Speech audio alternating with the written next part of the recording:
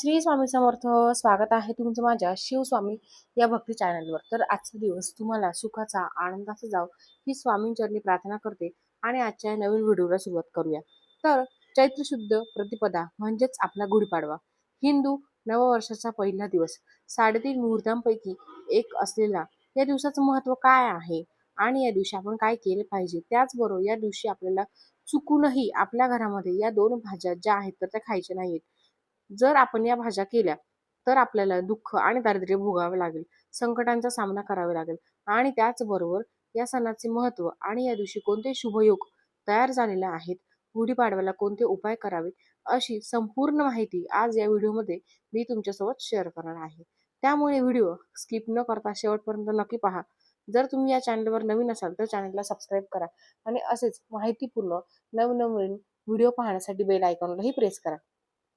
म्हणजे जेव्हा कधी मी नवीन व्हिडिओ अपलोड करेल त्याचं नोटिफिकेशन सर्वात अगोदर तुम्हाला भेटेल आणि तुम्ही माझा एकही व्हिडिओ मिस करू शकणार नाही. त्याचबरोबर कमेंटमध्ये जय माता लक्ष्मी किंवा श्री स्वामी समर्थ लिहायला अजिबात विसरू नका, जेणेकरून स्वामींची कृपा तुमच्या कुटुंबावर, मुलांवर अगदी भरभरून अशी कृपा होईल. तर गुढीपाडवा हा केवळ एक सण नाहीये, तर तो विजयाचे आणि समृद्धीचे प्रतीक आहे. याच दिवशी प्रभू श्रीराम वनवास संपून अयोध्येत परतले होते. या दिवसापासूनच वसंत ऋतूची सुरुवात होते, झाडांना नवीन पालवी फुटते. असं मानलं जातं की ब्रह्मदेवाने याच दिवशी सृष्टीची निर्मिती केली. असे अनेक महत्व हे आपल्या धर्मग्रंथामध्ये आपल्याला गुढीपाडव्याच्या संदर्भात बघायला मिळत असतात. या दिवशी नेमकं काय करावं याबद्दलची संपूर्ण माहिती जाणून घेणार आहोत. घरासमोर उंच काठीला रेशमी वस्त्र, कडुलिंबाची डहाळी आणि तांब्या लावून गुढी उभारावी. तसेच या दिवशी कडुलिंबाचे पानांचं सेवन देखील केलं जातं. सकाळी रिकाम्या पोटी कडुलिंबाची पाने, जिरे, हिंग आणि गूळ यांचे मिश्रण खावे. हे आरोग्यासाठी उत्तम असतं. दारासमोर सुंदर रांगोळी काढून आंब्याच्या पानांचे तोरण लावे. वर्षाचा पहिला दिवस असल्याने नवीन कामाची सुरुवात किंवा संकल्प करण्यासाठी हा एक उत्तम मुहूर्त असा मानला जातो, ज्यामुळे या गोष्टी आपल्याला पाळायच्या असतात. त्यानंतर या दिवशी काय करू नये, काही गोष्टी पाळणंही तितकंच महत्त्वाचं असतं. वर्षाच्या पहिल्या दिवशी कोणालाही वाईट बोलू नका किंवा रागवू नका. सूर्योदयापूर्वी उठून स्नान करणे शुभ मानले जाते. त्यामुळे आळस करू नका. शक्यतो सात्विकच आहार घ्या आणि घरात वादाचे वातावरण टाळावे. 2026 मध्ये गुढीपाडवा हा 19 मार्च वार गुरुवार या दिवशी साजरा केला जाणार आहे. तुम्हाला पडलेला सगळ्यात महत्त्वाचा प्रश्न की तिथी तर 18 मार्च 2026 सकाळी 8:25 अमावस्येला सुरुवात होणार आहे. बुधवारी आणि 19 मार्च 2026 गुरुवारी सकाळी 6:55 अमावस्या असेल आणि त्यानंतर प्रतिपदा म्हणजेच पाडवा सुरू होणार आहे. गुढीपाडवा 19 मार्च रोजी साजरा करायचा आहे. आपल्या हिंदू धर्मात उदय तिथी म्हणजेच सूर्योदयाची वेळ जी असते तिला फार महत्त्व दिलं जातं. जरी 19 मार्चला पहाटे थोडा वेळ अमावस्या असली तरी त्याच दिवशी सूर्योदयानंतर लगेच प्रतिपदा सुरू होत असल्याने तोच दिवस नववर्षाचा मानला जातो. 19 मार्चला सकाळी 7 नंतर गुढी उभारणे सर्वात शुभ ठरेल, कारण त्यानंतर अमावस्या संपून शुद्ध अशी प्रतिपदा सुरू होणार आहे. अमावस्या संपूर्ण नवीन वर्षाची सुरुवात होत असल्याने घाबरण्याचे काही कारण नाही.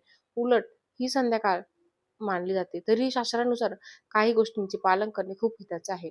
अमावस्येचा काळ हा सकाळी 7 पर्यंत असेल आणि तो टाळून त्यानंतर गुढी तुम्ही उभारू शकता. 19 मार्चला सकाळी 7 ते 10:30 वेळ गुढी उभारण्यासाठी अतिशय शुभ असा मुहूर्त असणार आहे. अमावस्येच्या प्रभावामुळे नकारात्मकता दूर करण्यासाठी सकाळी सूर्योदयापूर्वी सुगंधित उठणे किंवा तेल लावून अभंग स्नान आवर्जून करावे. यामुळे शरीरात एक नवीन ऊर्जा संचारते. अमावस्या हा पितरांचा दिवस असतो, त्यामुळे सकाळी लवकर उठून आपल्या पूर्वजांचे स्मरण करावे. शक्य असल्यास गरिबांना अन्नदान किंवा वस्तुदान करावे. यामुळे पितृदोष दूर होऊन नवीन वर्षाची सुरुवात सुखकर होते. अमावस्येला नकारात्मकता बाहेर काढण्यासाठी घर स्वच्छ धुवून घ्यावे, उंबरठ्याची पूजा करावी, कडुलिंबाच्या पानांचे तोरण लावे, जे जंतुनाशक म्हणूनही काम करते. थोडक्यात काय करायचं आहे तर 19 मार्चला सकाळी 7 पर्यंत संयम ठेवून पूजा करू नये. 7 नंतर प्रत्यक्ष गुढी उभारावी, पाडव्याची पूजा आणि गोडधोड नैवेद्य दाखवण्यास सुरुवात करावी. या दिवशी नकारात्मक बोलणे किंवा वाद टाळणे सोडावे, कारण अमावस्येची संधी काळ असल्याने मन आपले शांत ठेवणे खूप गरजेचे आहे. गुढी उभारणे ही एक केवळ परंपरा नसून तर ते विजयाचे आणि समृद्धीचे प्रतीक असते. शास्त्राप्रमाणे परंपरेनुसार गुढी कशी उभारावी. एक मध्यम उंचाची बांबूची सरळ काठी घ्यावी. नवीन रेशमी कापड, शक्यतो तांबड्या, पिवळ्या किंवा तर सर्वात आधी बांबूची काठी स्वच्छ धुवून घ्या. तिला खालच्या बाजूला हळदी कुंकू लावा. काठीच्या वरच्या टोकाला रेशमी वस्त्र व्यवस्थित बांधा. वस्त्राच्या वरच्या बाजूला कडुलिंबाची आंब्याची पाने, डहाळे, साखरेची घाटी, हार घट्ट बांधावा. त्यानंतर फुलांचा आपल्याला हार अर्पण करावा. शेवटी काठीच्या टोकावर तांब्या पालथा घालावा. तांब्यावर कुंकवाच्या 5 उभ्या रेषा काढाव्यात. घराच्या प्रवेशद्वारापाशी, गॅलरीत किंवा खिडकीत जिथून तुम्ही गुढी बाहेरून स्पष्ट दिसेल अशी जागा ती निवडायची आहे. ती जागा स्वच्छ करून घ्या. स्वच्छ करून तिथे आपल्याला रांगोळी काढायची. गुढी नेहमी उजव्या बाजूला, घरातून बाहेर पडताना डाव्या बाजूला आणि बाहेरून घरात येताना उजव्या बाजूला अशी उभं राहावी. ती किंचित झुकलेली नसावी, एकदम ताठ उभी असावी. गुढी थेट जमिनीवर न ठेवता एका पाटावर किंवा उंच आधारावरती उभी करावी. गुढी उभारल्यानंतर तिला गंध, अक्षता आणि फुले वाहावीत. कडुलिंबाची पाने, चणा डाळ, गुळ खोबरे याचा प्रसाद दाखवा. पाडव्याच्या दिवशी श्रीखंड पुरीचा बेद आवर्जून केला जातो आणि प्रार्थना करावी, हे ब्रह्मदेवा, हे विष्णू भगवंता, हे नवीन वर्ष आमच्यासाठी आरोग्यदायी, सुखसमृद्धीचे आणि भरभराटीचे जाऊ दे, अशी प्रार्थना करावी. गुढी सूर्योदयाच्या वेळी संध्याकाळी उतरावी. संध्याकाळी पुन्हा गुढीला हळदी कुंकू अक्षता वाहून नमस्कार करावा. गुढीवर साखर, गाठी आणि प्रसाद अर्पण करावा. कडुलिंबाची पाने प्रसाद म्हणून खावीत, कारण ती आरोग्यासाठी हितकारक असतात. अशा पद्धतीने आपल्याला हे सर्व नियम गुढीपाडव्याच्या दिवशी आपल्याला करायचे असतात. तर हे आवर्जून आपल्याला हे नियम लक्षात ठेवायचे. तर आता या दिवशी आपल्याला काही भाज्या खाण्यावरचं असतं, कारण गुढीपाडवा हा आपल्याला हिंदू नववर्षाचा पहिला दिवस असतो आणि अत्यंत शुभ मुहूर्त हा मानला जातो. या दिवशी अन्नाबाबत काही पारंपरिक संकेत पाळलं जातं. त्यामध्ये सर्वात पहिलं अन्न म्हणजे कांदा लसूण. गुढीपाडवा हा एक पवित्र धार्मिक सण असल्याने अनेक घरांमध्ये या दिवशी सात्विक अन्नाला महत्त्व दिले जाते. त्यामुळे नैवेद्याच्या स्वयंपाकात कांदा आणि लसणाचा वापर टाळला जातो. दुसरं आहे तर ते म्हणजे मांसाहार. या दिवशी नवीन वर्षाची सुरुवात आणि मांगल्याचे प्रतीक असल्याने या दिवशी पूर्णपणे शाकाहारी जेवण केले जाते.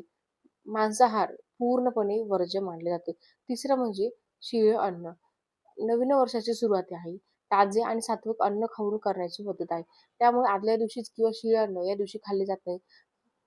चौथा आहे तर ते म्हणजे तिखट आणि अतिशय मसालेदार पदार्थ.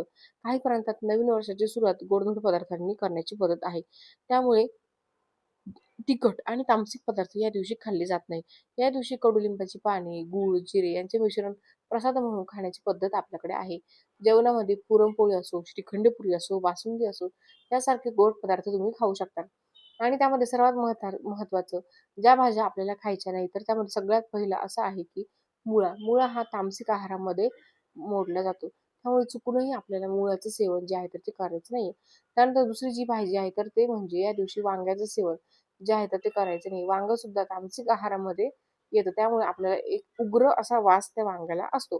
त्यामुळे हे पदार्थ किंवा ह्या ज्या भाज्या आहेत तर या सणांच्या दिवशी पूर्णपणे वर्ज्य असतात. त्यामुळे या भाज्या चुकूनही खाऊ नका. तर आजची माहिती कशी वाटली? भेटूया पुढच्या अशा एका नवीन छानशा व्हिडिओतर्फे.